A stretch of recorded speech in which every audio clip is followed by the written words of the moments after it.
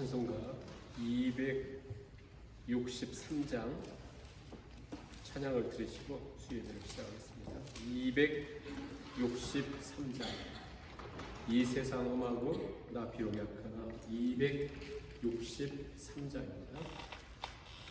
이 세상 험하고 나 비록 약하나 늘 기도 힘쓰며 근본능 얻겠네. 주의 은혜로 대속받아서 이와 같이 붉은 줄 눈같이 이겠네.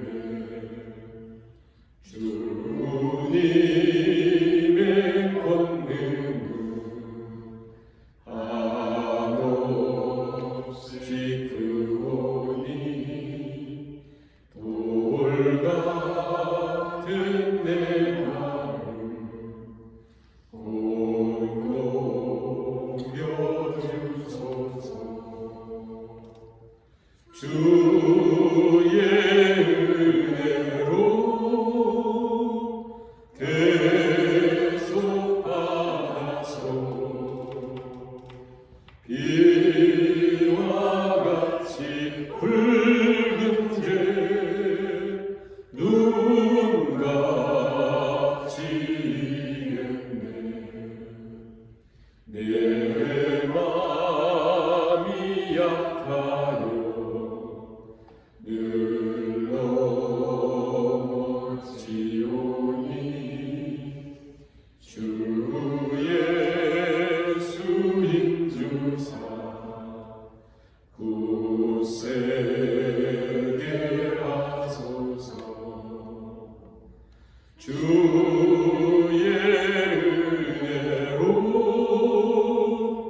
대속받아서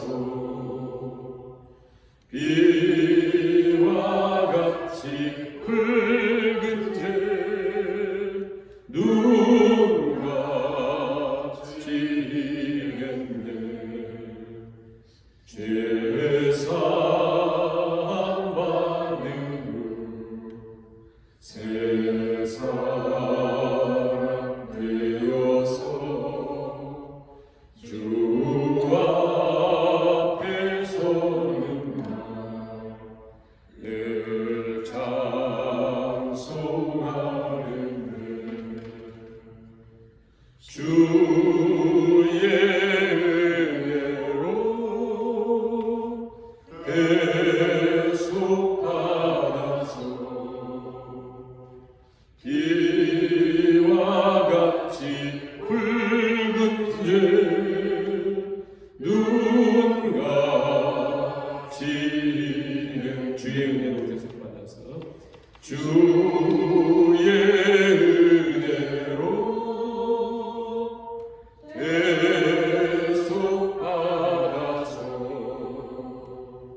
비와 같이 붉은 죄 눈같이 이겠네.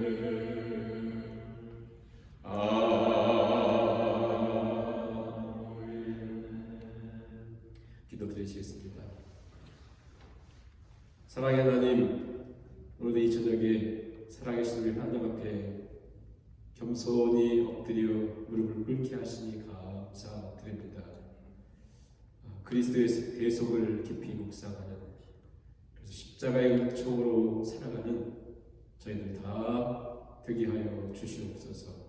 우린 다 양 같아서 그릇 행하여 각기 제 길로 갔거늘 여호와께서는 우리 무리의 죄악을 그에게 담당시키심으로 그가 징계를 받음으로 우리가 평안을 누리고 그가 채찍에 맞음으로 우리가 나음을 입었도다 말씀하신처럼 우리가 주님으로 인하여 평화를 누리고 주님으로 인하여 나음을 입은 자로 이 땅에 그 하나님의 은총을 드러내며 살아가는 우리 모두가 될 수 있도록 이 저녁에 하나님께서 하나님 은혜와 긍휼로 또 쉐키나 영광의 은총으로 우리를 덧입혀 주시기를 간절히 바라오며 예수님의 이름으로 기도하옵나이다. 아멘. 찬송가 457장 찬양을 드리겠습니다. 457장입니다. 겟세마네 동산에 겟세마네 동산에 주를 생각할 때 근심이나 걱정을 외면할 수 있을까? 나를 항상 버리고 주를 따라가리라. 빌라도의 뜰에서 주를 생각할 때 수치들과 아픈 것 못 견딜 수 있을까? 길이 참고 묵묵히 주를 따라가리라. 갈보리산 올라가 주를 생각할 때 나의 받는 괴로움을 비교할 수 없으니 십자가를 지고서 주를 따라가리라. 무덤에서 부활한 주를 생각할 때 환난이나 죽음도 두려울 것 없으니 승전가를 부르며 주를 따라가리라.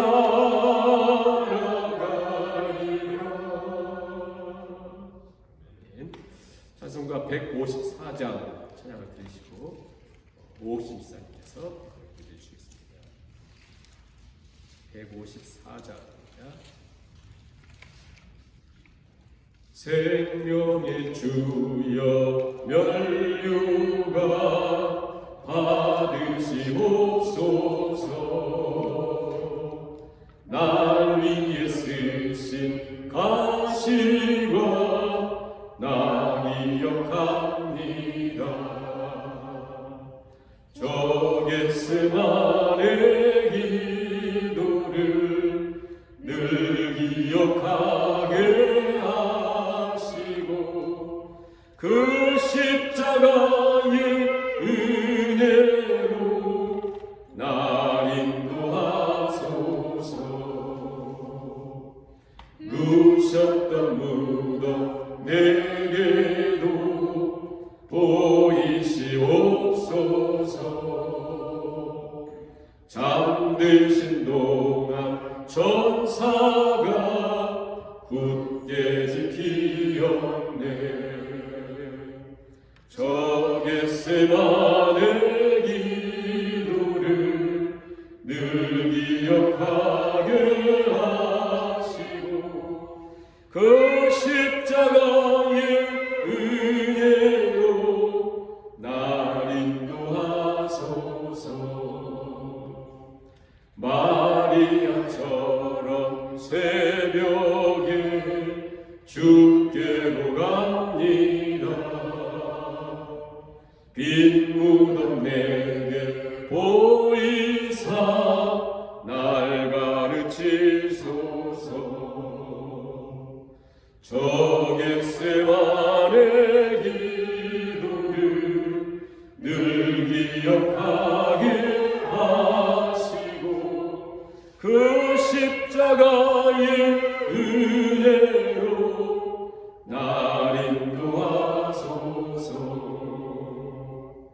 고난의 잔을 날 위해 다 마셨나이다. 나 항상 나의 십자가 감당케 하소서. 저 겟세마네 기도를 늘 기억하게 하시고 그 십자가의 은혜로 날 인도하소서.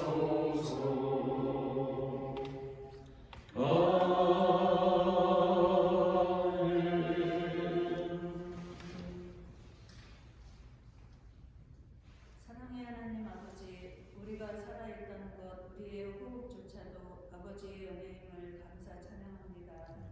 하나님의 자녀라고 하며 내 욕심과 내 자랑으로 하나님 없이 사는 세상 사람들과 다르지 않게 살아갔음을 회개합니다.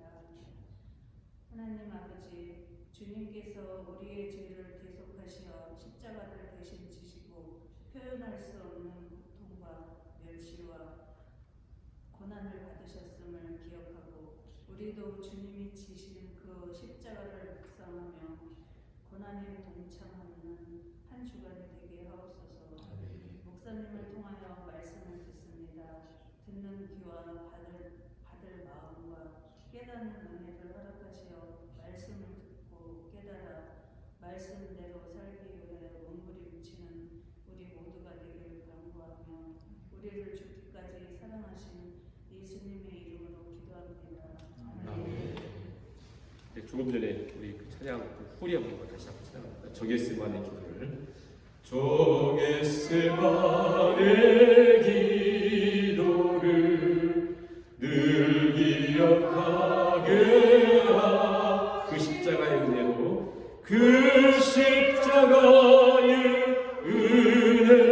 은혜로 날 인도하소. 다시 한번 저 겟세마네 기도를. 저 겟세마네 기도를 늘 기억하게 하시고 그 십자가의 은혜로 날 인도하소서.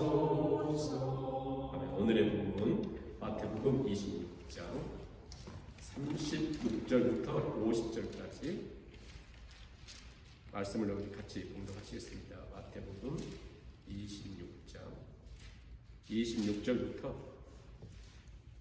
36절부터 50절까지 말씀을 같이 봉독하시겠습니다. 36절부터.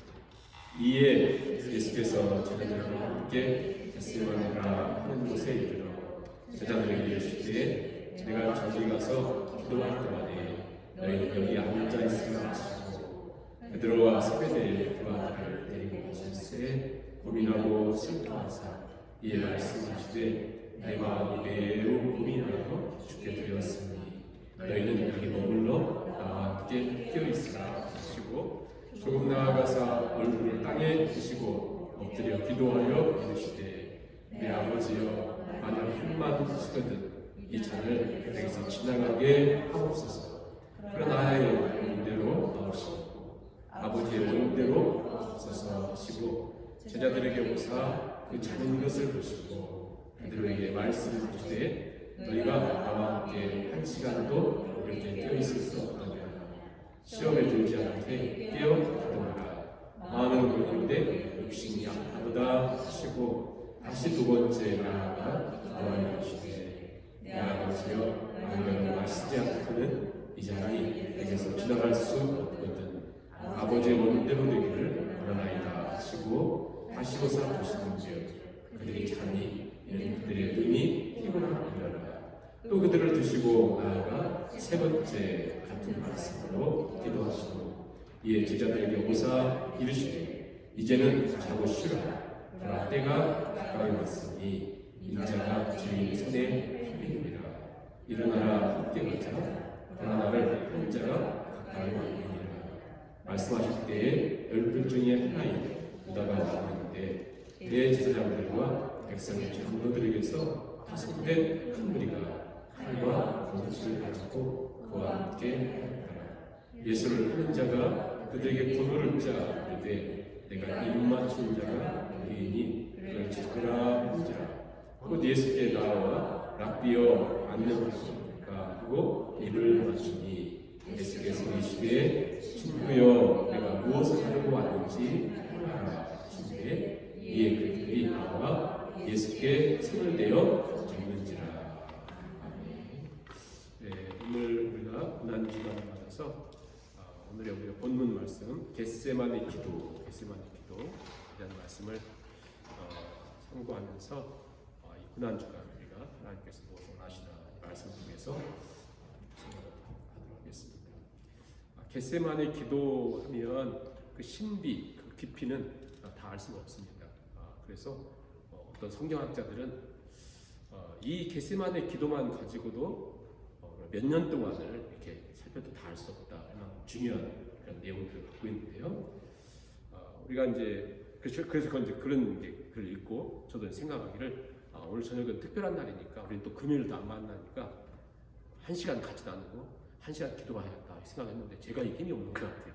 그까지 못하고 기도 한 10분 정도 이 말씀 묵상하고 이렇게 하고 들어가도록 하겠습니다. 예수님 공생애를 3년 하셨잖아요. 3년. 그런데 6월절을 4번을 맞으세요. 4번. 예수님이 예루살렘에 4번을 가셔요. 4번을. 그 중에 오늘이 마지막 6월절 앞두고 예루살렘에 입성을 하셨는데 6월절 하면 예수님은 6월절 어린 양으로 오셔요. 그래서 6월절 하면 패스오버 그 애굽에서 출애굽할 때 10번째 장으로 하나님이 진노하시고 다 죽이실 때 어린 양의 피를 문설주에 바르는 그것만 뛰어넘으셔서 그 진노받지 않게 하잖아요. 그것은 엄청난 이스라엘 가운데 애국 가운데 사건이었는데 그것은 그림자에 불과합니다. 그림자. 실체는 뭐였냐면 예수님이 오셔서 우리를 영원한 저주로부터 건지시는 이게 실제 예수님의 실체예요. 예수님을 설명하기 위하여 그 사건이 필요했던 거거든요. 그런데 드디어 이제 6월절에 예수님이 이제 이렇게 입성하셔서 오늘은 우리가 수요 예배지만 목요일 날 금요일 날 십자가 죽으시는데 목요일 날 최후의 만찬을 하시고 그리고 겟세마네에 올라가시죠. 오늘 말씀에 있는 것처럼. 그래서 36절을 말씀 보시면 이에 예수께서 제자들과 함께 겟세마네라 하는 곳에 이르러 겟세마나에 이제 그 동산에 올라가십니다. 동산에. 근데 이제 예수님이 계속 말씀하셨거든요. 최후의 만찬할 때도 그렇고 나 이제 죽는다. 십자가에 죽는다. 고통스러운 그런 표현을 하셨고 이제 죽음을 앞에 두고 있는 예수님. 그 죽음 앞에 예수님께서 제자들에게 분명히 최후 만찬하시고 가장 먼저 하시는 것은 이제 겟세마네 동산에 올라가서 기도를 하시는데 우리도 한번 생각해보면 왜냐하면 이 내용이 너무나 많은 내용들을 담고 있으니까 우리가 주시는 레슨들이 정말 많아요. 그 중에 있는 걸 한번 생각해보면 우리는 예수님 이렇게 지금 가장 고통스러운 순간에 오셨을 때 겟세마네를 찾은 것처럼 나는 어려운 일만 찾으면 어디를 가는가. 그래서요 이제 중독 같은 거 할 때 보면 그렇잖아요. 어려운 거 보면 술을 찾는 사람이 있고 막 도박 찾는 사람이 있고 쾌락을 찾는 사람이 있고 그러잖아요. 그런데 문제는 내가 이렇게 어려움이 와가지고 이 쾌락을 다 찾아요. 막 컴퓨터 게임 이런 거 막 숨어 있어요. 근데 문제는 뭐냐면 이걸 하면 그 당시는 괜찮은 것 같은데 다시 내 문제는 여전히 있어요. 그 문제에 딱 봉착하면 이 고통이 또 가중된다는 거예요. 가중된다. 그래서 우리가 예수님께서 이 고통 가운데 겟세마네를 찾았다라고 하는 것을 꼭 기억하시고 우리가 우리 인생에 가장 힘든 일이 있을 때 우리가 겟세마네를 찾으셔서 기도하시는 것처럼 우리도 그런 자리를 찾아야 된다. 그런데요, 겟세마네라 하는 뜻은 기름 짜는 틀. 예수님이 마지막 이제 십자가를 앞에 두고 왜 기름 짜는 틀이라고 하는 겟세마네에 오르셨는가? 이제 성경이 그 이제 의미들 우리에게 말씀하죠. 예수님이 어디서 태어나셔요? 예수님이 태어나신 곳은 베들레헴. 베들레헴이라고 하는 뜻은 베이트라고 하는 것은 집이에요. 집. 레헴은 빵이에요. 빵집이다. 예수님이 자신을 우리에게 생명 주시려고 오신 거거든요. 그리고 예수님 마지막 골고다 가시기 전에 겟세마네를 찾으신 것은 예수님의 전체를 마치 기름 짤 때 그 포도를 가지고 기름 짤 때 막 씨까지 마지막 막 짓이겨 가지고 다 이렇게 짜잖아요. 그런 것처럼 예수님의 전체를 짓이겨서 예수님의 전체를 주신다 이런 뜻이거든요. 전체를 주셔가지고 아무튼 기도하시는데도 땀방울 흘리고 오늘 말씀에 보면 막 그 엎드려서 막 숙여가지고 막 기도하시고 누가 보면 땀이 핏방울처럼 흘리시고 막 더욱 열심히 간절히 막 이렇게 기도하신다 하거든요. 그러니까 이게 기름 짜듯이 예수님이 막 그 자신의 모든 걸 짜서 겟세마네를 찾으심으로 결국 십자가를 지실 수 있었고 우리에게 그 기름을 짜시니까 겟세마네 그 기름을 짜심으로 생명이 이제 이렇게 주어지는데 저와 여러분이거든요. 우리가 좀 현찮아도 바로 예수님의 그 기름 짜심으로 우리가 존재하는 거거든요. 그래서 우리도 어려운 일을 만나고 힘든 일을 만날 때 정말 기름 짜듯이 우리가 기도할 때 그게 누군가에게 생명을 흐른다. 그런데 어려움을 만난다 그거 갖고 막 힘들어하면 생명 사는 일이 없거든요. 다시 한번 이 겟세마네를 생각하면서 아까 찬양했잖아요. 저 겟세마네를 늘 기억하면서 예수님께서 그 어려운 일 있을 때 그 겟세마네에서 기름을 짜듯이 우리도 우리 인생에 어려운 일이 있고 힘들 때에 주님을 찾자 그 겟세마네를 찾고 기도를 하자 이렇게 기억했으면 좋겠고요. 근데 이제 예수님의 모습이 전무후무합니다. 이런 모습을 찾을 수 없을 정도로. 근데 처음에는 우리가 계속 뭐 매년 우리가 겟세마네 용사를 생각하는데 올해도 이 말씀 생각하면서 너무나 이해할 수 없는 게 많아요. 저도 이제 지금 질문하고 싶은 것들이 몇 가지가 있는데 또 여러분들 시험 들까봐 질문을 하지 않고요. 근데 이게 이제 그만큼 깊은 의미가 있는데 왜 그것을 우리에게 미스터리처럼 남겨줬는가? 그 생각을 하셔야 돼요. 그러니까 이 겟세마네 동산의 이 기도라고 하는 것이 어마어마한 내용을 담고 있는데 그 내용을 우리는 다 이해할 수 없지만 그게 다 무엇인가? 그게 다 저와 여러분을 위한 것인데 자 겟세마네 가시면서 예수님이 제자들에게 이렇게 하셔요. 먼저 12명인데 하나 유다는 지금 예수님 팔러갔잖아요. 11명의 제자를 데리시고 겟세마네 동산 올라가셔서 8명에게는 너희는 여기 있으라 그래요. 여기 있으라. 그리고는 세 사람 베드로와 야고보와 요한을 데리시고 좀 떨어진 곳에 가서 이제 앉혀요. 앉히고는 36절 보세요. 끝에 보시면 제자들과 함께 겟세마네 곳에 이르러 제자들에게 이르시되 내가 저희 가서 기도할 동안에 너희는 여기 앉아 있으라. 8명 거기 앉혀놔요. 여기 앉혀놔요. 그리고 3명 베드로와 세베대의 두 아들 야고보와 요한이죠. 둘을 데리고 가셔요. 가시면서 37절에 고민하고 슬퍼하십니다. 38절에도 그 제자들이 뭐라 하면 내 마음이 매우 고민하여 죽게 되었으니 너희는 여기 머물러 나와 함께 깨어있으라. 나와 함께 기도하자는 거예요. 자, 예수님이 하시면서 뭐라고 하냐면 내가 30절에 고민하고 슬퍼한다. 그리고 내가 매우 고민하여 죽게 되었다. 자, 고민하고 슬퍼하셨다라고 하는 연어가 어떻게 되냐면요. 호러 무비 보듯이 horror of great darkness예요. 엄청난 흑암의 공포. 예수님이 지금 어마어마한 흑암의 공포 속에 있어요. 예수님이 굉장한 공포 속에 예수님이요. 그렇게 공포 속에 있습니다. 그리고 내 영혼이 괴로워 죽을 지경이다. 얼마나 절박하고 얼마나 처절한 순간이든지 내가 고민한다. 이 고민한다라고 하는 말이 내가 고민한다라고 하는 말이 뜻이 어떤 뜻이냐면요. 자, 그 단어 해석을 드리겠습니다. 고민한다. 말문이 막히고 정신을 잃을 정도로 혼란스럽다.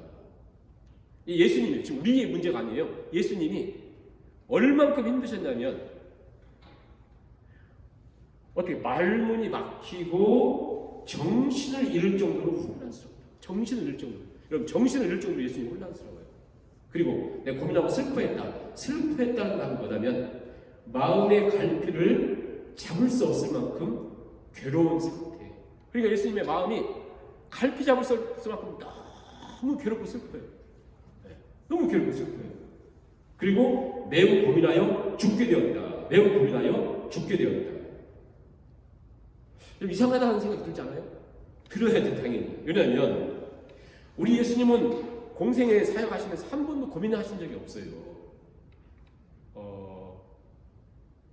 아무도 없는 들판에 한 5천 명이 되는 사람이 그냥 허기져가지고 죽어가고 있는데 예수님 말씀 듣는다고 있어요. 그 들판에 아무것도 먹을 거 없어요. 뭐 하나도 없어요. 예수님 고민하지 않아요. 오병 이어를 가지고 그들을 먹이셔요. 제자들은 막 두려워가지고 벌벌벌 떨고 있는 그 바다 한가운데 예수님 하나도 안 떨잖아요. 그리고 오히려 파도를 잔잔케 해요. 그렇지 않습니까? 그리고 막 사람 울면서 나사로가 죽었는데 왜 우리 오라니 아플 때 안 오셨어요? 막 하면서 막 예수님 할 때 예수님은 전혀 요동도 않잖아요. 다 썩은 그걸 살리시잖아요. 그건 전능자고 창조주신데 한 번도 고민하고 한 번도 무슨 뭐 염려하고 걱정하지 않으신 예수님이 지금 오늘 뭐라고 말씀하냐면 나 있잖아 말문이 막히고 정신을 잃을 정도로 혼란스럽고 마음의 갈피를 잡을 수 없을 만큼 너무 괴롭고 나 지금 너무 괴로워 나 나는 거의 기절 직전이다 이렇게 말씀하세요. 그러면 그 모든 것을 가능하신 분이 왜 고민하여 죽게 되신다고 하실까? 얼마나 고통스러우셨으면 이런 고민을 제자들에게 말씀하시나. 그래서 똑같이 하나님 이 잔을 내게서 옮겨주세요. 이 잔을 옮겨주세요. 이 잔을 옮겨주세요. 계속 그 얘기 기도하잖아요. 이 잔을 옮겨주세요. 그 잔. 이사야에서 있는 것처럼 분노의 잔. 하나님의 분노의 잔이거든요. 분노의 잔. 우리가 그 멜 깁슨의 패션 오브 크라이스트처럼 예수님의 막 신체적인 육체의 아픔을 막 기록하잖아요. 근데 성경 보세요. 예수님이 이 십자가를 경험하면서 막 뼈가 부러지네, 아야 너무 아프네, 막 살 찢기네, 막 나는 이런 거 하나도 없어요. 이상한 게 없어요. 왜냐하면 예수님의 지금 죽음과 이 고통은 그런 내용을 하려는 게 아니라는 거죠. 실제 육체적인 고통도 아픕니다. 그럼에도 불구하고 스데반 같은 경우는 돌에 맞으면서 웃으면서 죽었거든요. 예수님 때문에. 그렇잖아요. 또 폴리압 같은 경우는 폴리갑이라고 하는 거는 저 사도 요한의 제자였는데 폴리갑이라는 사람은 사람들이 너 예수님 한 번만 부인해 했더니 막 장당당이가 막 하고 있는데 이를 던지려고 하니까 아니야 내가 올라갈게. 내가 예수님을 위해서 그거 하나 못하겠는가. 불이 다 죽으면서 찬양하면 죽거든요.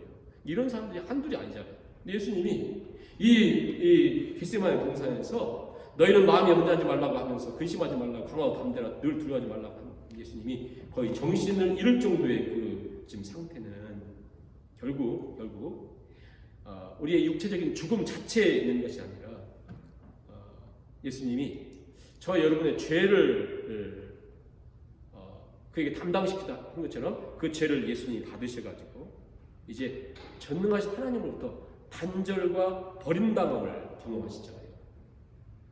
우리가 잘 아시는 것처럼 삼위일체, 성부, 성자, 성령 이 삼위일체라고 하는 게 굉장히 깊은 의미를 담고 있잖아요. 한 번도 분리돼 본 적도 없고 분리할 수 없고 이 세상 모든 힘을 가지고 분리할 수가 없어요. 성부, 성자, 성령 역사는 창조 때부터 영원 전부터 영원 후까지 누구도 그럴 수 없고 또 외부적인 어떤 힘으로도 분리시킬 수 없고 내부적으로도 각자 이기적인 생각으로 내 개인적인 어떤 목표를 위해서 분리될 수가 없어요. 절대 불가능하거든요. 근데 딱 한 번 분리되는 일이 이건 있을 수 없는 거거든요. 왜냐하면 여러분 이것은 어마어마한 충격이에요. 왜? 삼위일체를 통해서 우리가 막 성경에 너무나 많은 내용들 담고 있는데 삼위일체를 통해서 하나님이 결국 창조세계, 피조세계에 이루려고 했던 것들이 다 이렇게 그림자처럼 있거든요. 자, 예를 들어서 우리 가정이라고 하는 것도 결국 삼위일체의 그런 아름다운 것의 모형으로 이렇게 만들려고 가정을 이렇게 했거든요. 그래서 가정이 분리된 아픔이 굉장히 아파요. 또 부모와 자식과 부모 이 관계가 분리될 때 아픔은 상상을 초월합니다. 왜? 하나님이 삼위일체의 이런 어떤 사랑의 그런 모형들처럼 부모와 자식 간의 관계에 사랑을 이렇게 주거든요. 이게 분리된 아픔은 평생 가의 상처는 그렇잖아요. 그래서 우리가 이제 많이 보면 뭐 예를 들어서 외아들이 있는데 외동딸이 있는데 학폭으로 죽었다. 부모들이 다 뭐라고 합니까? 나는요 이게 살아있지만 몇 년 몇 월 며칠 내 아들이 학폭으로 죽은 그날부터 나는 죽었습니다. 그러잖아요. 그렇지 않습니까? 제가 이제 이런 얘기 해도 되지만 제가 하겠는데, 제가 그 드라마나 뭐 이런 거 거의 안 보는데, 제가 하나 이게 보는 게 뭐가 있냐면, 나이가 드신 그 박원숙 씨라고 탤런트 있죠. 그분이 박원숙 같이 삽시다라고 하는 프로그램이 있어요. 한 50분 일주일에 한 번 하는데, 거기 보면 옛날 혜은이를 좋아했기 때문에 그분들이 다 모였는데, 한 4사람이 살면서 그냥 사는 내용이에요. 근데 4사람이 다 이혼을 경험하고 굉장히 큰 상처를 경험한 넷이서 이렇게 살아가는 내용들이에요. 그런데 그 중에 어제 박원숙 씨가 처음으로 자기가 20년 만에 통곡하면서 막 거의 그냥 무너지더라고요. 이 사람 돈도 많더라고요. 그런데 또 뭐 맏언니로서 굉장히 맏언니인데 그냥 완전 제가 같이 얼마나 울었나 몰라요. 왜냐하면 자기 안에 꽁꽁 숨겨놨던 20년 전에 아들이 한 2번 이혼을 했더라고요. 근데 아들이 20년 전에 교통사고를 당했대요. 그런데 그 상담사가 와서 이 별 얘기도 안 했는데 이 사람이 갑자기 자기 오픈한 거예요. 그러면서 20년 동안 그 진실에 막 다가가는 게 너무 무서워가지고 누가 비슷한 얘기만 하면 피했대. 근데 거기서 막 얘기하면서 막 거의 무너지더라고요. 그랬더니 또 너무나 제가 보면서 감사했던 게 뭐냐면, 상담사가 상담을 하면 제가 생각할 때는 이게 다 무너졌을 텐데, 이 상담사가 그걸 꼭 뭐라고 하냐면, 저도 무너진 사람입니다. 그러더라고요. 한국 굉장히 유명하대요. 그 상담사 이름을 잃어버렸는데, 그분이 딱 하면서 얘기하더라고요.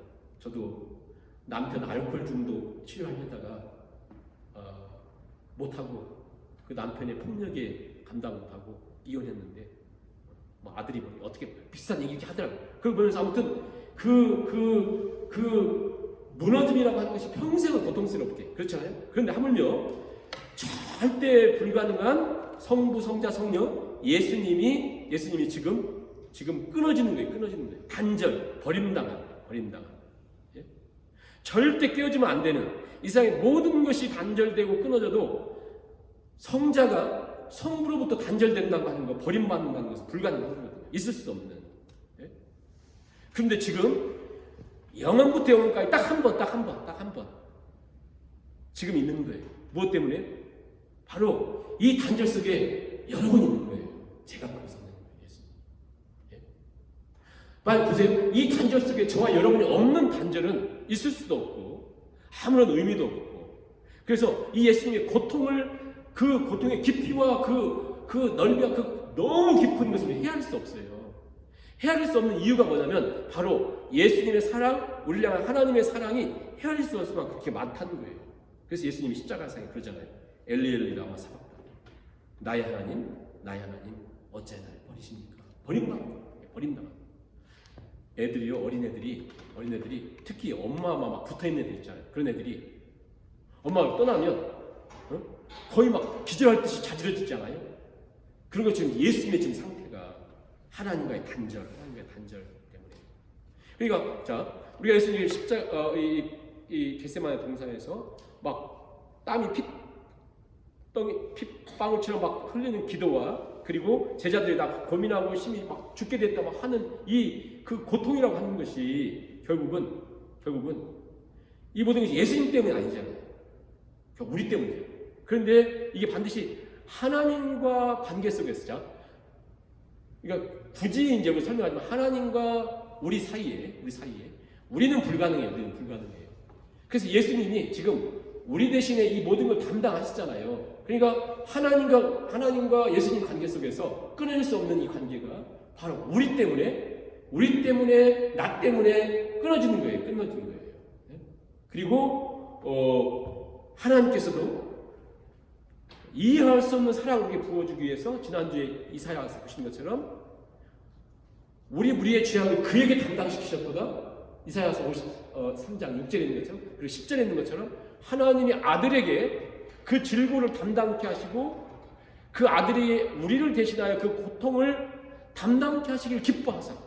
말이 돼요?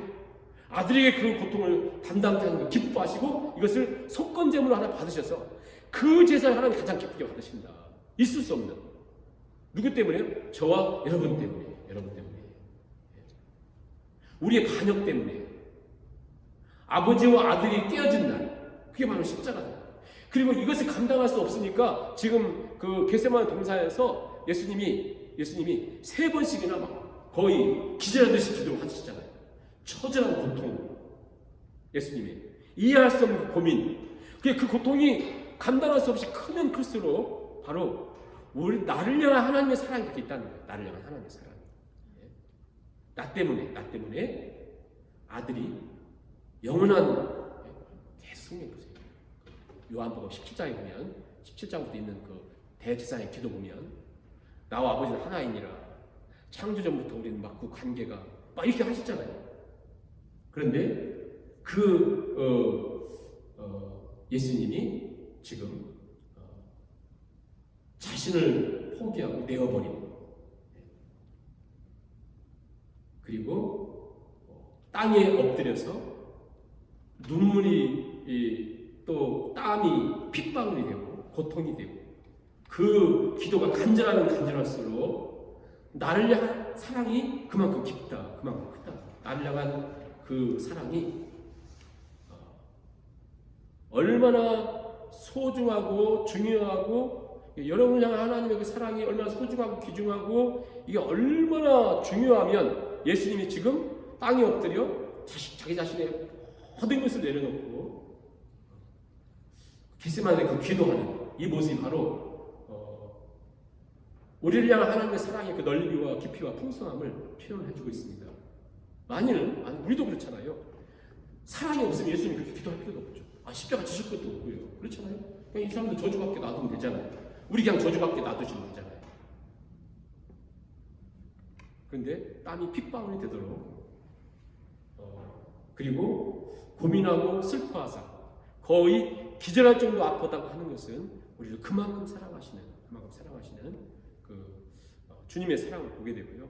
그리고 이제 우리와 예수님과의 관계를 이렇게 보면 주님과 하나님과의 관계 속에서 그렇고 굳이 우리와 주님과의 관계를 이렇게 비교해 보자면 왜 우리 주님은 그토록 십자가를 앞에 두고 겟세마네에서 그토록 고통스러워했는가? 그것은 우리가 굳이 정하자면 한 세 가지 정도. 하나는 죄에 대한 공포죠. 죄에 대한 공포. 죄가 얼마나 무서운 것인가. 두 번째는 죄로 말미암은 진노와 저주가 얼마큼 무서운 것인가를 우리에게 보여주시는 것이죠. 그러니까 죄에 대한 공포, 그리고 죄의 저주, 진노, 그리고 세 번째는 하나님의 은총이 박탈되었을 때, 하나님의 은총이 떠났을 때 그 모습이 이 십자가와 또 겟세마네 동산의 그 고통을 보여줍니다. 하나는 죄에 대한 공포, 두 번째는 죄의 저주, 죄의 진노, 그리고 세 번째는 하나님의 은총이 떠났을 때 그 공포를 우리에게 이렇게 보여주고 있습니다. 자, 이제 우리가 예수님에 대한 이제 포커스를 이렇게 맞췄고요. 그럼 제자들을 한번 잠깐 볼까요? 제자들을 한번 봅니다. 예수님이 제자들 어떻게 하는가 보세요. 36절에 보시면 예수께서 제자들과 함께 겟세마네 곳에 이르러 제자들에게 이르시되 내가 저기 가서 기도할 동안에 너희는 여기 앉아있으라. 여덟명 앉아있으라. 이렇게 합니다. 그리고 30절에 보시면 베드로와 세베대의 두 아들을 데리고 가시면서 고민과 슬픔을 말씀하시고 내 마음이 매우 고민하여 죽게 되었으니 너희는 여기 머물러 나와 함께 깨어있으라. 그러면서 나와 함께 기도하자. 예수 말씀하시네요. 그러니까 우리가 어렵고 힘든 일이 있을 때 기도를 부탁하고 기도를 이렇게 요청하는 것은 굉장히 중요하구나. 왜냐하면 예수님마저도 지금 제자들에게 이렇게 부탁합니다. 근데 가만히 보니까 나머지 8제자에게 별로 부탁하는 게 없어요. 그러니까 기도도 잘 부탁하는 것이 중요하겠구나 생각해보죠. 또 우리가 누구에게 이런 기도를 부탁하는 것이 우리의 믿음의 표현이 중요하다고 예수님도 이렇게 하시니까 우리가 누구에게 기도를 부탁하는 것은 하나님을 신뢰한다고 하는 믿음의 표현이구나. 그 대신 아무에게나 하는 것이 아니고 이렇게 베드로와 두 제자에게 예수 하신 것처럼 요청합니다.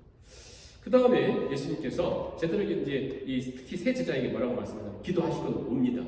5는 40절에 보시면 예수님 이제 처음 기도하시고 제자들이 모사 자는 것을 보시고 베드로에게 말씀하시되 그러니까 3명 얘기하신 것 같아요.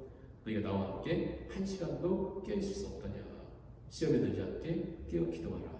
마음엔 원인데 육신이 약하도다. 이렇게 말씀하시고 예수님께서 분명히 자기가 그 고통과 그 아픔을 얘기하셨고 전후만 고통을 얘기하잖아요. 이런 적도 없었고 앞으로도 이렇게 하지 않는데 그만큼 고통스러운 걸 얘기했음에도 불구하고 제자들은 졸고 자고 있습니다. 이 모습을 보면서 이게 내 모습인데 이런 생각이 들지 않아요? 제자들은 그 중요한 걸 알지 못하니까, 그 심각한 걸 알지 못하니까 분명히 설명해도 모릅니다. 그래서 예수님이 뭐라고 말씀하시냐면 41절 보세요. 시험에 들지 않게 깨어 기도하라. 마음은 원인데 욕심이 약하다. 시험에 들지 않게 깨어 기도하라. 시험에 들지 않게 깨어 기도하라. 예수님 이 말씀을 중요하게 여기시는 것 같아요. 왜냐하면 우리 기도를 좀 가르쳐 주세요. 그때 예수님이 가르쳐 주세요. 세 가지 하나님의 영광을 얘기한 다음에 그 다음에 우리에게 일용할 양식을 주옵시고 우리가 우리에게 죄전자를 사하여 준 것 같이 우리 죄를 사하여 주옵시고 우리 시험에 들지 않게 해주세요. 예수님이 반드시 기도할 때 우리에게 일용할 양식 주세요. 우리 시험 들지 않게 해주세요. 꼭 기도하라는 거예요. 여러분 보세요. 우리 가만히 생각해 보면 나에게 시험 들지 않게 해달라고 한 기도가 얼마나 있었는가. 예수님이 마지막 그 겟세마네 정말 가장 그 중요한 순간에도 제자들이 요구했던 것이 뭐냐면 시험에 들지 않게 깨어 기도하라고 했거든요. 그리고 우리 기도 가르쳐 주세요 했더니 예수님이 하셨던 것이 일용할 양식을 위해서 기도하는 것처럼 우리가 시험 들지 않게 해주세요. 왜 이렇게 예수님이 시험 들지 않게 하는 기도를 계속 요구하셨을까 생각해보면 첫 번째는 우리는 그만큼 약해요. 여러분 우리 가운데 시험 들지 않을 만큼 강한 사람 한 명도 없습니다. 절대 없어요. 우리는 정말 약하다. 우리는 그냥 깨질 수밖에 없는 그릇이기 때문에 늘 기도해야 돼요. 어떻게? 일용할 양식을 위해서 기도하듯이 우리에게 그만큼 중요하게 하나님 우리 시험 들지 않게 해주세요. 시험 들지 않게 해주세요. 시험 들지 않게 해주세요. 예수님 계속해서 주기도문 기도를 가르쳐 주라고 할 때도 말씀하셨고 또 이 중요한 순간에도 시험 들지 않게 기도하라 하시는 것처럼 우리가 중요하게 여기면서 기도해야 되는데 우리 연약한 우리에게 그냥 아무 문제 없으면 상관이 없는데요. 우리를 둘러싼 모든 세상은 우리에게 계속해서 파도가 끝없이 물려오듯이 우리 계속 시험을 줍니다. 계속 시험 줘요. 그러니까 우리도 약하죠. 우리를 하는 세상도 그렇고 그 다음에 그 사도 바울은 뭐라고 했습니까? 마귀가 사단이 우는 사자처럼 우리를 시험 들게 한다. 그래서 이렇게 모든 우리를 둘러싼 모든 것이 시험 들게 합니다. 그러므로 반드시 시험 들지 않기 위해서 우리 기도하자. 예? 꼭 기억해야 돼. 꼭 기억해야 돼. 시험에 들지 않기 위해서 우리가 기도를 해야 되는데 자 가만히 생각하면 우리는 기도도 잘 안 하지만 이 기도가 약해지는 것이 뭐냐면 우리가 너무 힘들고 어려우면 먹을 게 없으면 일용할 양식을 위해서는 기도합니다. 하나님 빵 주세요. 하나님 문제 해결해 주세요. 사업 잘 되게 해주세요. 기도도 합니다.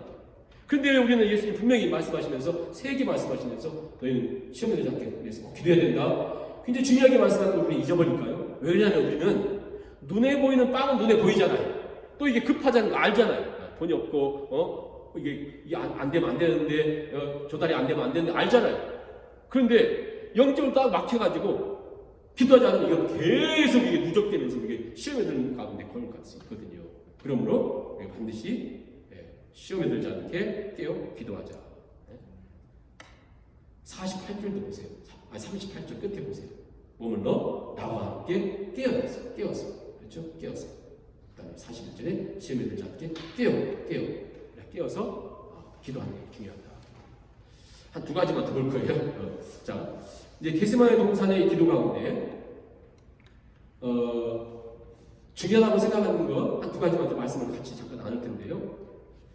예수님의 겟세마네 동산의 기도가 왜 중요하다고 생각이 드냐면 먼저 예수님이 이 목요일이 되어서 성만찬 하셔요. 성만찬 최후 만찬이죠. 하시고는 그 다음에 하신 말씀이 제자들 이 말씀 하셔요. 31절부터 35절에 보시면 너희가 나를 다 버릴 거야. 그랬더니 베드로가 뭐라고 하냐면 33절인 것처럼 다 버려도 저는 안 버려요. 예수님이 아니야 버릴 거야. 근데 35절 마지막 보세요. 오늘 말씀 앞에 있죠. 31절 보시면 베드로가 말하기를 나 주와 함께 죽을지언정 절대 부인하지 않습니다. 했더니 모든 제자도 그처럼 얘기합니다. 아니요 절대 안 버려요. 그들의 일은 진심이었어요. 근데 버린대요. 자, 예수님이 성만찬 하시면서 지금 이 말씀 하신단 말이에요. 너희가 다 버릴 거야. 다 버릴 거야. 다 버려. 그리고는 다 버린다. 그리고는 그것도 뭐라고 말씀하냐면 저기 31절에 있는 것처럼 나를 버릴 거야. 기록된 바 내가 몸자를 치는 양의 떼가 흩어지리라. 무슨 얘기냐면 이미 다 성경이 예언돼 있어. 스가랴서 13장 예언돼 있는 거예요. 스가랴서 예언된 말씀 하시면서 너희 다 버려. 이미 성경에 예언돼 있어. 너희들 다 버려. 그냥 내가 양을 다 쳤는데 예수님이 막 애정과 힘을 기울여 다 쳤는데 다 도망가는 게 다 도망간다. 그러니까 성경이 이렇게 되겠는데 이 중에 한 사람도 안 도망가고 이렇게 있으면 성경이 응하지 않은 거잖아요. 성경에 분명히 예언한 것처럼 너희들은 다 나를 버릴 거야. 그랬더니 아 우리 안 버려요. 안 버려요. 그리고는 예수님이 분명히 말씀하고는 지금 겟세마네에 와 있는 거거든요. 그리고 그 후에 있는 것이 마지막 70절까지 있는 내용이 뭐냐면 그들이 다 예수님 버렸다. 그렇게 기록하고 있거든요. 자 여기 보세요. 버렸습니다. 버린다고 얘기했고 이미 구약에서 예언된 다 버려요. 그리고 그때 보면 다 버려요. 자 뻔히 정해져 있어요. 이것도 그냥 다 버려요. 다 버려요. 그리고 예수님이 십자가 지셔야 돼요. 하나님 이 잔을 좀 옮겨주세요. 너무 고통스러워 옮겨주세요 하지만 내 원대로 마시고 아버지 원대로 하주세요. 우리가 반드시 그 십자가를 지셔야 돼요. 그렇잖아요. 자 다 버려야 되고 이들은 다 버릴 것이고 여기 버리고 그 예수님 십자가 지셔야 돼요. 다 보세요. 다 너무나 뻔히 정해진 너무나 당연히 다 정해진 거예요. 자 이미 다 정해진 건데 왜 예수님은 그 겟세마네 올라가서 왜 기도하실까? 여러분 이걸 한번 생각해 보셔야 돼요. 자 이게 내가 기도하고 겟세마네 올라가서 막 기도하고 그러면 새로운 방법이 있다거나 제자들 너희 나 버릴 거야. 겟세마네 올라가가지고 그들 기도하면서 예수님 버리지 않고 막 든지 서게 되고 아니 있으면 우리가 기도도 하고 뭐 하겠지만 당연히 보세요. 너무나 다 정해졌잖아요. 제자들이 버린다고 하는 거. 예수님이 이 잔을 마셔야 된다는 거. 근데 왜 기도하시는 거야? 그리고 우리에게 이 말씀 중에서 이 겟세마네 동산의 어떤 깊은 의미 가운데 우리에게 왜 이 말씀 하시나? 이미 정해진 거. 너무나 당연한 거. 왜 기도해야 되나요? 한번 생각해 보세요. 자, 예를 들어 우리가 정해진 거, 당연한 거 있잖아요. 이제 점점 늙어가는 거. 늙어가면 우리가 몸이 더 좋아질 수 없잖아요. 그럼 암도 걸리고, 질병도 걸리고, 막 이제 앞으로 막 이런 일들이 계속 있을 것이고. 이건요, 그냥 보통 사람들 다 있잖아요. 다 정해진 거. 또 정해졌다는 것은 우리 어떤 수입이라고 하는 것이 월급이라든가 정해져 있잖아요. 물론 뭐 다른 어떤 획기적인 걸로 막 사업하는 사람들 모르겠지만 그냥 이렇게 지내는 사람들이 다 정해진 거 아니에요.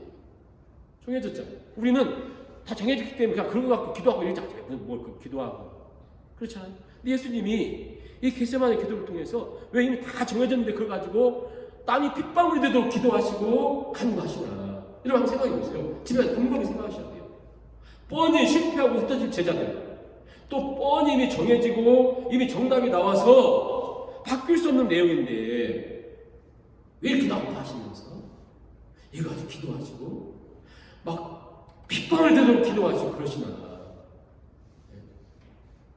우리 지난주네요. 다윗이 시글락에서 너무 정해졌잖아요.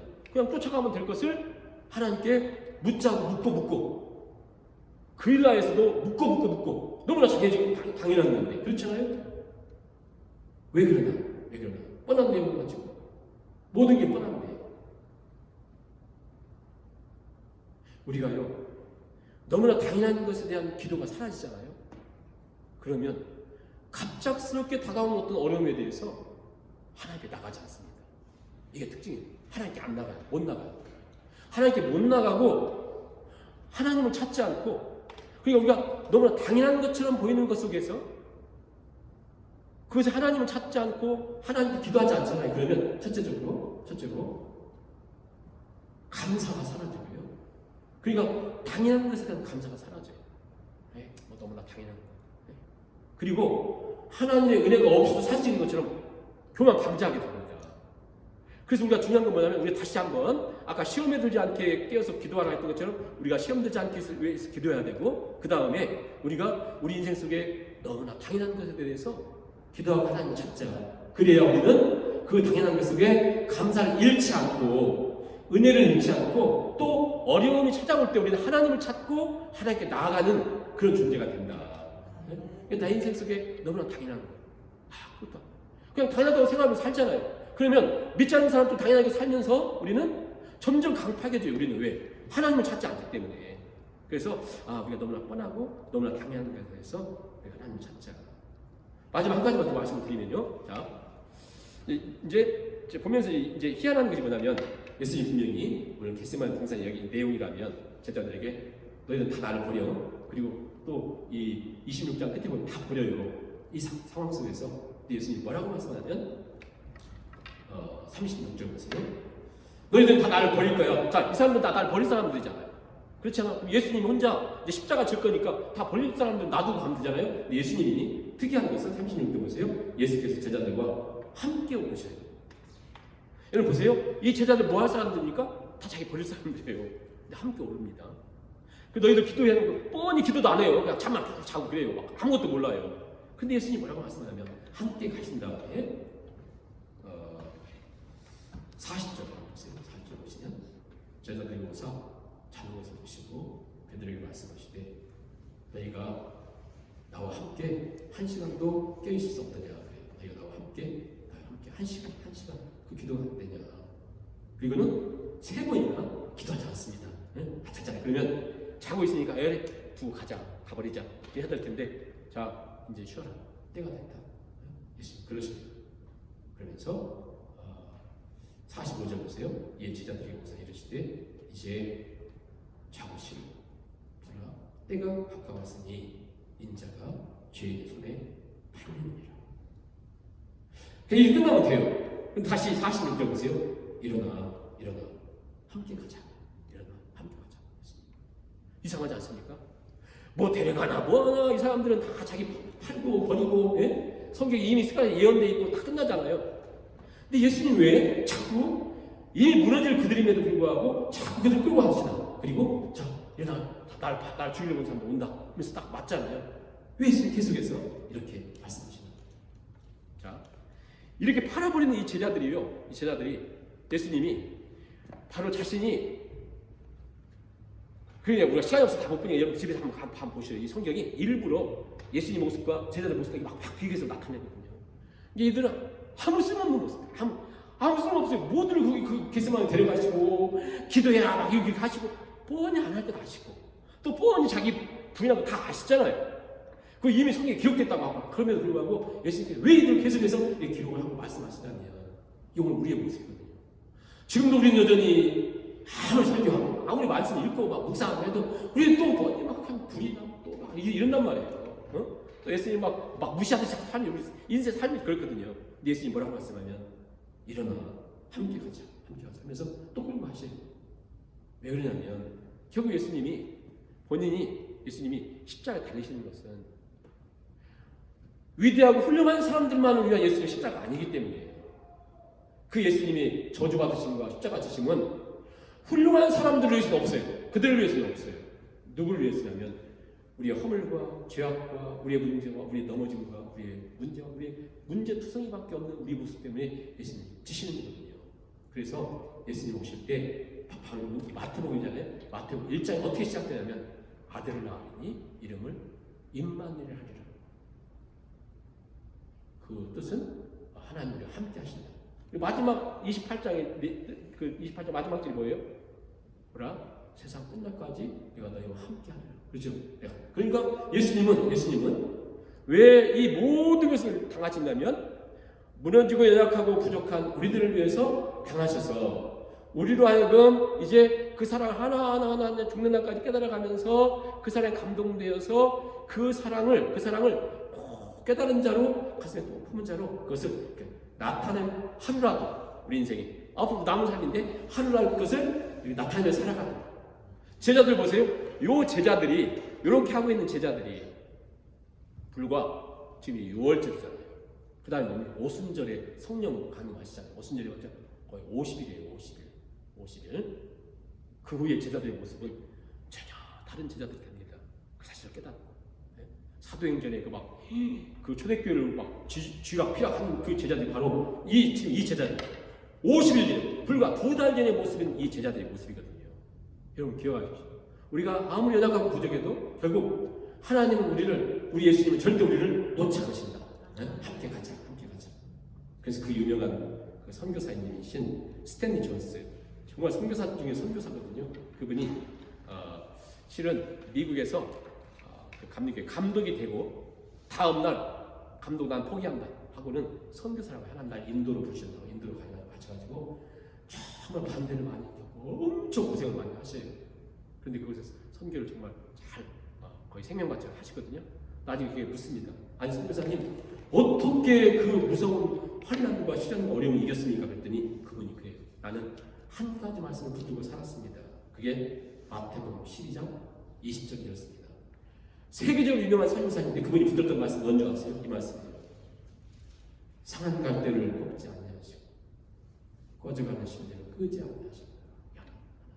그러니까 그렇게 위대한 사람도 그렇게 위대해서 그냥 미국의 감리교회 감독이 된다는 건요 완전 사람 물어보는 위치거든요. 그걸 버려버리고 그 어려운 것을 사용했던 그분도 자기가 붙들었던 죽을 때까지 붙들었던 말씀 그런 상한 갈대를 꺾지 않고 꺼져가는 심지를 끄지 아니하시는 하나님. 예? 그 사랑이 바로 우리는 겟세마네 동산의 예수님의 모습과 기도와 그 모든 예수님의 모습들 통해서 우리에게 주신 거예요. 그게 다 우리를 향하는 말씀이잖아요. 오늘 이 시간 이 말씀 다 붙들고 아까 그랬던 찬양 154장 찬양을 드리거든요. 154장 4절 두 번 우리 찬양을 드리시고 기도하고 예배를 마치겠습니다. 고난의 잔을 날 위해 다 마신다. 고난의 잔을 날 위해 다 마셨나이다. 나 항상 나의 십자가 나 항상 나의 십자가 감당케 하소. 다시 한번 고난의 잔을 날 위해 고난의 잔을 날 위해 다 마셨나이다. 다 마셨나이. 나 항상 나의 십자가 나 항상 나의 십자가 감당케 하소. 저 겟세마네 기도를 저 겟세마네 늘 기억하게 하시고 늘 기억하게 하시. 그 십자가의 은혜로 그 십자가의 은혜로 날 인도하소서. 아멘. 이 시간 우리 말씀을 생각하며 우리가 시험 들지 않기 위해서 기도하고 나의 그 십자가를 지시고 이미 정해진 것을 위해서 기도하시는 주님, 함께 가자를 끝까지 일으키시는 세상 끝날까지 너와 함께하려 하시는 우리 주님, 상한 갈대 꺾지 않고 꺼져가는 심지 끄지 않으시는 주님을 붙들고 겟세마네를 기억하면서 우리도 기도에서 또 주님을 따라가는 삶을 계속 살기 위해서 같이 기도하시고 주기도문으로 예배를 마치도록 하겠습니다. 사랑하는 강대신에게 나는 주 앞에 되었습니다. 주님을 본전에서 끝없이 실패하고 또 실패하는 제자 되어서 아니 이미 실패는 정해져 있고 또 이미 말씀을 통해서 예언된 만큼 모든 것이 정해진 상태에서 주님은 포기하지 않으시고 들고 또 붙들고 도저히 불가능한 그 일을 나를 위하여 이루시는 주님을 바라보며 주님 우리가 잡혔으면 이 기도를 뛰어들게 하시고 생각나게 하시고 깨닫게 하시고 그 은혜에 아버지 하나님 그 은혜를 기다리는 자로 또 하나님 하시는 중에 붙드는 자로 아버지 하나님 땅을 살아가는 소망하였습니다. 하나님 아버지 함께 해주시길 바랍니다. 아버지 하나님 땅을 보내주시고 하나님 아버지 정말 그의 마음이 하나님의 감사하고 마치 하나님 아버지의 실패를 정해진 것 같은 그런 인생을 아버지의 그를 받았습니다. 다시 한번 조정하를 통해서 주님이 나를 위하여 그 고민과 슬퍼하시고 내 마음이 죽게 되었으니 아무도 말씀하시고 주께서 이 모든 것을 나에 하여 끊어주신 과 버렸다고 하시는 것 같고 아버지 하셨고 아버지 하나님 말씀 나의 하나님 아버지 제 모든 진액을 포도주 짜듯이 자신의 모든 걸 짜내셔서 살리시고 생명을 물고 하시는 주님 아버지 하나님 시간 기도합니다. 하나님 새롭게 하소서. 아버지 하나님 주신 것들 소원합니다. 주님으로 되기를 합니다. 그녀와 그 사람을 아버지 하나님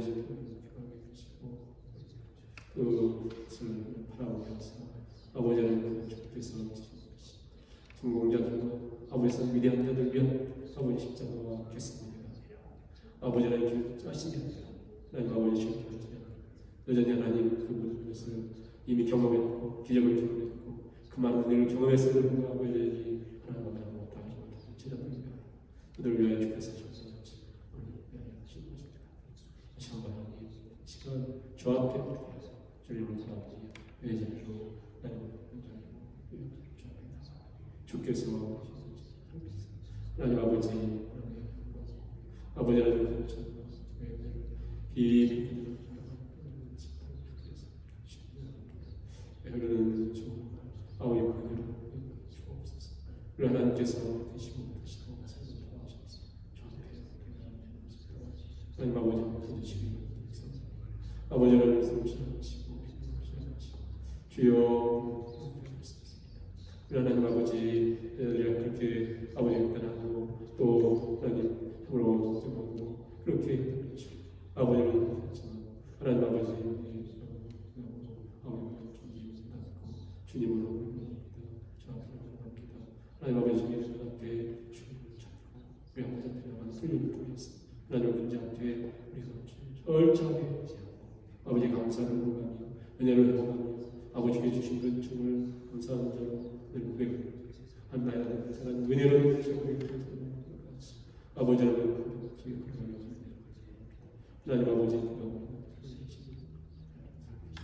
주셔서 늘 듣게 주시고 아버지를 하나님 아버지과 성령 사이에 하나님 될 수 있도록 그 낼 수 있도록 사용하시는 것을 주시기 바랍니다. 아버지 하나님 하나님 아버지 아버지를 통해서 문제를 지며 수 있도록 주께서 우리를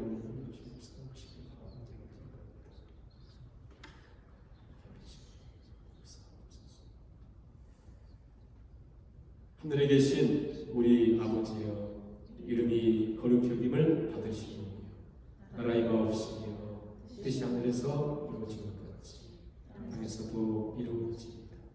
오늘날 우리에게 용할 양식을 주옵시고 우리가 우리에게 죄진 자를 사하여 줄 것 같이 우리 죄를 사하여 주옵시고 우리를 시험에 들게 하지 마옵시고 다만 악에서 구하옵소서. 대개 나라와 권세와 영광이 아버지께 영원히 있사옵나이다.